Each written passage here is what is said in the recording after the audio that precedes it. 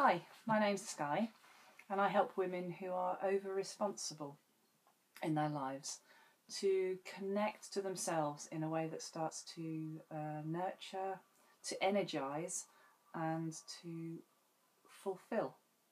Firstly themselves, but also the knock-on effect is that others in their lives too will benefit.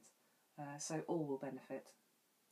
So that's a big, big statement, and with potentially massive results for you in order to change your life around. And my guess is that that's what you're looking for and that's why you're here. However, it does take your time, your energy and your commitment to get such results, which anything big does in life.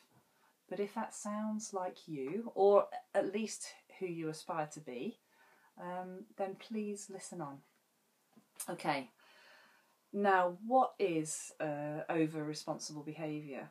Well, another way of looking at it is to use some different words. So sometimes people can say that it's behaviour that is over-caring or loving too much or caring for others too much. And it can be extremely hard to allow yourself to disengage from behaviour that feels right or loving. So if you're, responsible and looking after and loving and caring for others, and then either you tell yourself or someone says to you, you have to look after yourself more, do some things for yourself, it can feel like it's an either-or situation. So it's like, well, how can I look after myself and then not do the things that I'm supposed to be doing for other people? So, it's a very hard situation for a lot of women to get their head around and make inroads in, so they're actually changing their life for themselves for the better and for the people around them as well. But it can be done, so listen on, let's go. So to start understanding this really fascinating subject, I love the whole thing about responsibility. I've been studying it on and off for the last couple of years. I'm going to share with you a list of about 12 things which might be happening in your life due to your over-responsible behaviours. So, just do a mental tick, perhaps, for each one and see whether there's anything going on that sounds like this in your life, because it might be probably is due to being over-responsible. Okay, the first one is cyclical exhaustion, is what I call it, which is self-explanatory, but I'll just go into it a little bit more. And that is that you may go through maybe 2 weeks or a month or maybe every week. It's different for different people. Mine was about a month every 5 weeks where I would collapse. So your energy levels are not bad, they're not brilliant. You're doing your job, your work, you may be looking after your family and getting all your things done. And what happens is over time your energy gradually goes down and goes down. And you don't listen to what your body's telling you, which is to rest. And then eventually you collapse.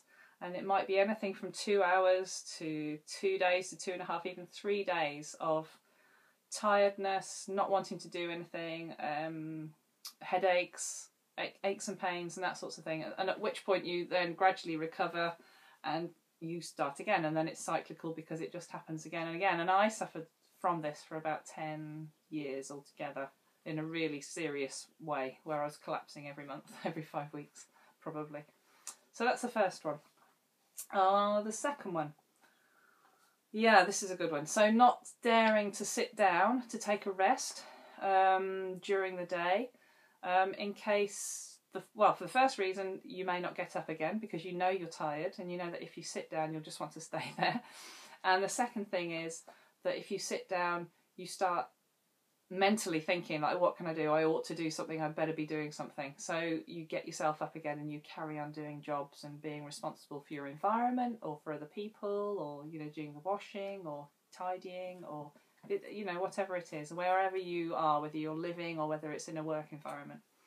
But it's mostly for women in their houses that it really happens a lot. The third one. I call this flirting with looking after yourself. Now, what do I mean about that?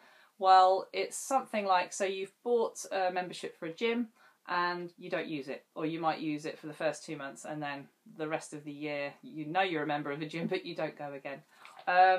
Or yo-yo dieting. I mean, that's a classic for women. So we're going to have a new diet, we're going to get a new body, we're going to be full of vitality. Yep, so you'll do it for perhaps a week, a day, however long, and then you come off it, and you may, if you've lost weight, you may even put a bit more weight on afterwards. So the dieting, is sort of gradually increasing weight as well as reducing weight. The third thing is, making plans and not keeping to them. So, plans for perhaps getting up in the morning, going for a jog, going for a run. Yeah, full of good ideas in the night when you're in bed, and then you just can't bring yourself to get up and you don't do it. So what this is really is an intellectual understanding of what you need to do to make things better, but you've got either a lack of motivation or a lack of energy and a lack of consistency to actually make these things happen in your life. Okay, so that's the third one. What have we got here? Oh yeah, so using substances for a pick you up, a treat, a comfort, so all the usual things, so like coffee, tea, sugar, chocolate, moving on to, say, alcohol, cigarettes, drugs, recreational drugs, whatever it is. That's self-explanatory. The fifth one, feelings of general unease or guilt at the thought of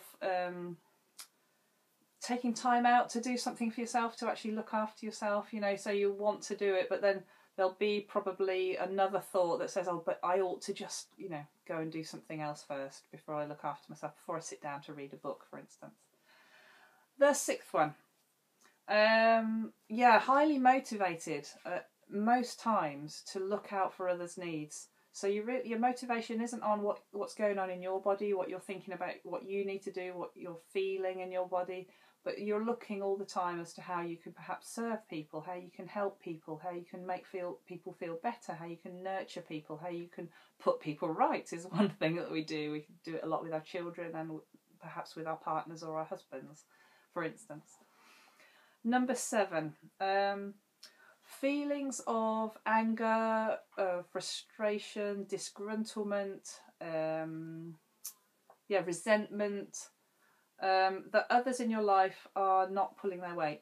So you feel that it's all yours, that you're doing everything, and you can get, everybody gets these feelings every now and again, but if you're feeling them every month, every week, every day, lots of times a day, then you know that you're suffering from this over-responsible behaviour, because you're taking on more than you should, and other people are getting the flack for that, the fallouts, and we don't realise you think that your ideas are right and that you're thinking the right things, and it causes a lot of problems between you and your loved ones.